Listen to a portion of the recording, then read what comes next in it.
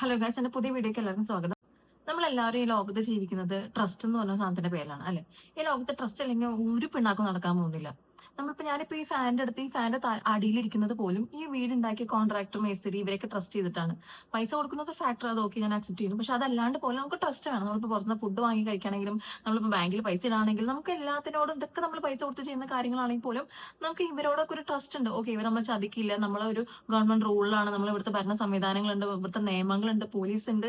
ഇങ്ങനെ എല്ലാം ഈ പോലീസും നിയമം ഇതൊക്കെ നമ്മൾ പ്രൊട്ടക്ട് ചെയ്യുന്നുള്ള പേരിലാണ് നമ്മൾ ഈ വീട്ടിൽ സമാധാനം സന്തോഷത്തോടെ ജീവിക്കുന്നതിന്റെ കാരണം പോലും. പക്ഷെ ഇവിടെ എന്താ നടക്കുന്നത്? നമ്മുടെ ട്രസ്റ്റിനെ ചോദ്യം ചെയ്യുന്ന എന്തോരം കാര്യങ്ങൾ ഇപ്പൊ ഡൽഹി ആ പ്രൊട്ടസ്റ്റ് സമയത്ത് ഉണ്ടായത്. ഒരു കൂട്ടം ജനങ്ങൾ ഒരു നാടിന്റെ നിയമത്തിന് വേണ്ടി പോരാടാണ്, നിയമ സംവിധാനം ഒന്ന് മാറാൻ വേണ്ടി. നമ്മളെ കേൾക്കാൻ ഇവർക്ക് സമയമുണ്ടോ? ഇല്ല. ഈ റൂൾസ് ഉണ്ടാക്കുന്ന നമ്മളെ സംരക്ഷിക്കാൻ വേണ്ടിയിട്ടാണോ? അല്ല. കാരണം ഇത്ര അധികം കൺമുമ്പിൽ വെച്ച് ഇത്ര അധികം നെഗറ്റീവായിട്ട് ഓരോ അഴിമതികൾ നടന്നതിന് ശേഷം, ഇവർക്ക് ഇത്രയും ദിവസമായിട്ട് പ്രൊട്ടസ്റ്റ് നടന്നതിന് ശേഷം ഇവർക്ക് ഒരു തീരുമാനം എടുക്കാൻ പറ്റിയില്ല. മോദി ഒരു തീരുമാനം എടുത്തു. എന്താ? തെറ്റ് ചെയ്യുന്നവരെ ജയിലിൽ അടയ്ക്കണം. ഇതാണോ തീരുമാനിക്കേണ്ടത്? ഇങ്ങനെയാണോ തീരുമാനം എടുക്കേണ്ടത്? നമ്മുടെ ആവശ്യം എന്തായിരുന്നു? ആ എഡ്യൂക്കേഷൻ മിനിസ്റ്റർ മാറ്റണമെന്നും അല്ലെങ്കിൽ മോദി റിസൈൻ ചെയ്യുന്നു. ഇത് രണ്ടും നടന്നിട്ടില്ല. പുള്ളിയുടേതായ തീരുമാനം എടുത്തു. എന്ത്? ഇവർക്ക് ശിക്ഷ കൊടുക്കുന്നത്. ഇത് എന്ത് തീരുമാനം എടുക്കുന്നത്? അനുഭവിച്ചിട്ട് പിന്നെ എന്താ, പുള്ളി തന്നെ വീണ്ടും ഭരിക്കും അല്ലെ? എന്താ, ഫൈൻ എന്തെങ്കിലും അടപ്പിച്ചിട്ട് പുള്ളിനെ വീണ്ടും അവർ തന്നെ എടുക്കും. ഇതാണോ തീരുമാനം? ഇതിനെ തീരുമാനം എങ്ങനെ പറയാൻ പറ്റും നമുക്ക്?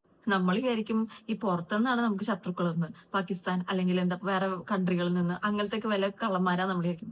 നമ്മുടെ നാട് ഭരിക്കുന്ന തന്നെ കള്ളല. നമ്മൾക്ക് എഗെയിൻസ്റ്റ് ആയിട്ട് ചിന്തിക്കുന്ന, നമുക്ക് എഗെയിൻസ്റ്റ് ആയിട്ട് കാര്യങ്ങൾ ചെയ്യുന്ന ഒരു ലോക കള്ളൻ. ശത്രു വീടിന്റെ അകത്തായി നമുക്കൊന്നും ചെയ്യാൻ പറ്റില്ല. നമ്മൾ ഇത്ര ട്രസ്റ്റ് ചെയ്ത് വിശ്വസിച്ച ഒരു വീട്ടിൽ നിൽക്കുകയാണ്. ഓക്കെ, നമ്മളിവിടെ സേഫ് ആണ്, നമുക്കൊരു പോറല് പോലും ഒരിക്കലും ആരും നമ്മളെ തൊടില്ല, നമ്മളെ ഭയങ്കര പ്രൊട്ടക്റ്റഡ് ആണെന്ന് വിശ്വസിച്ച് നിൽക്കുന്ന ആ വീട്ടിൽ തന്നെയാണ് മെയിൻ വില്ലെന്ന് ആലോചിക്കുമ്പോൾ ഒരു വിഷമം ഉണ്ടല്ലോ.